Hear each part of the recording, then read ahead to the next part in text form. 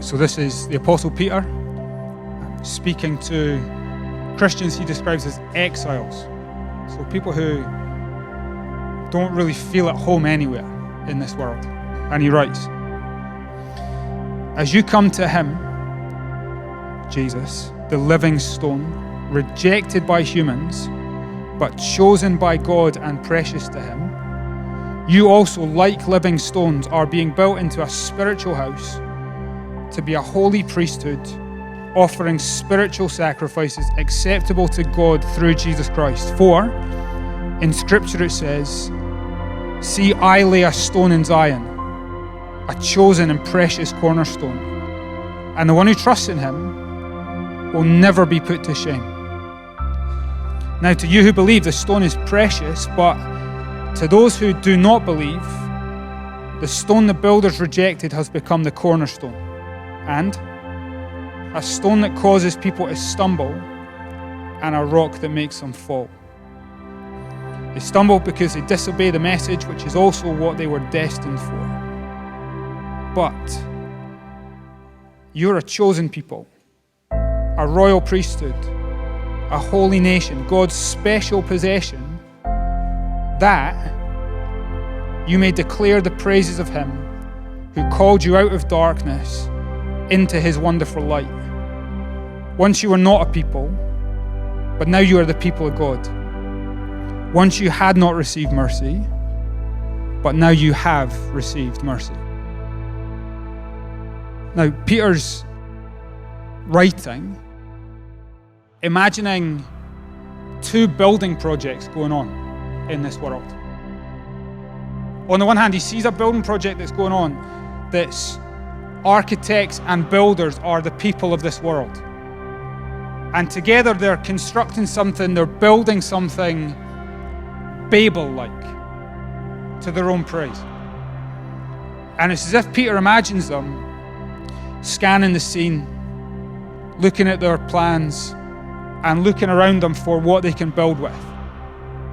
Things the right shape, right size, right material, right colour. And as they look around, they come across Jesus. And they look him up and down and they size him up. They review him and they reject him. For their purposes, they have no purpose for him. And so far from making Jesus their cornerstone, Peter says in Acts chapter 4, they crucified him. Now, for people who are exiles, that's what makes life feel like you're in exile. The world is building something, and if you're a follower of Jesus, you're on the outside of it. If they rejected him, they'll reject you. If you're shaped by him, they won't like the shape of you. If your purpose comes from him, they'll have no purpose for you. That's what makes life feel like exile for us. The world is building something, but we're on the outside of it. And maybe we're the ones getting slagged for not being part of it, getting shamed and shunned. It's hard, isn't it? And the only way to cope with being excluded from what the world is building is to be convinced that God is building something more exciting. And he is. God is the builder, and he is building his own house in this world. And the scene is the same.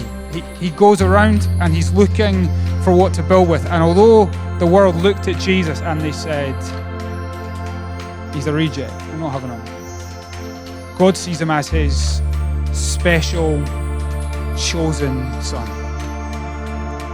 So much so that he's going to make him the cornerstone of what he's building. The cornerstone is the stone that every other stone is going to be founded on, the stone that every other stone takes its form from.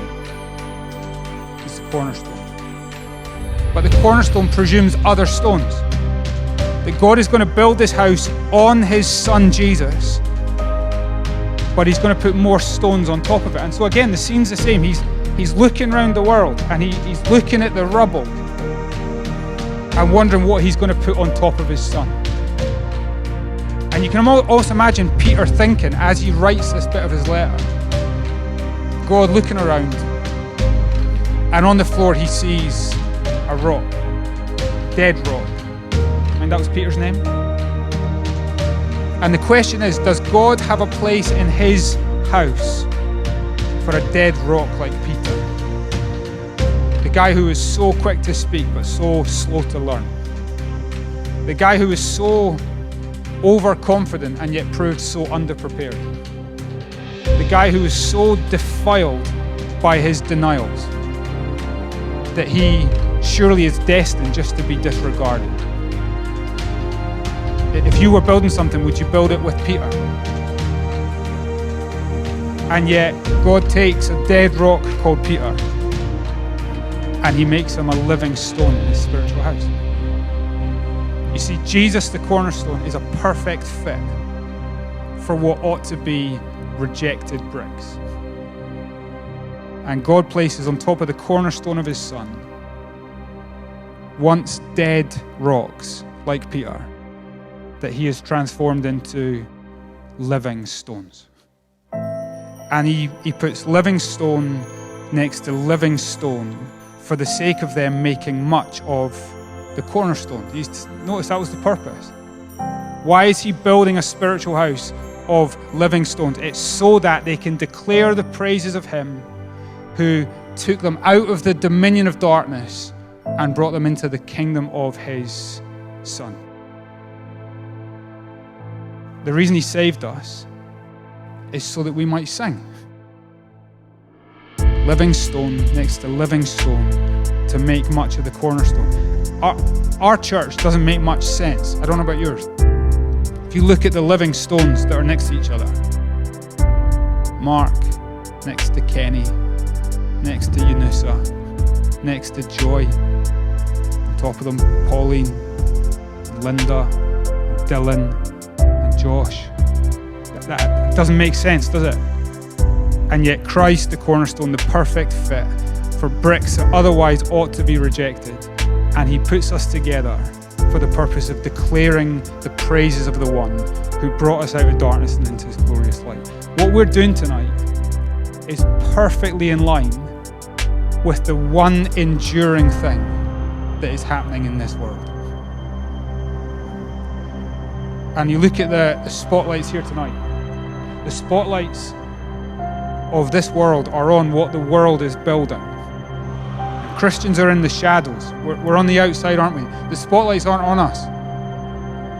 But actually in the shadowy places, in the schemes of our nation, God is building a house. And do you know when the lights are turned on? When living stone next to living stone next to living stone start to declare the praises of the cornerstone. And more, though the spotlights of the world are on what the world is building, God is turning on the lights in the schemes of Scotland. And our prayer tonight is that what happens when we're together is echoed and reverberates tomorrow morning when we gather as little churches across our nation, but then as we scatter on Monday to the dark places of this world to proclaim the praises of the one who called us out of darkness and into his glorious light. And so we're going to feel like exiles in this world. We're going to feel on the outside of what the world is building. You might be rejected and nobody takes a notice of you. Here's the beautiful good news. You are a perfect fit for what God is building in this world on the person of his Son. And we get the beautiful purpose of simply declaring his praises in that class. So, should we keep doing it? We're going to sing.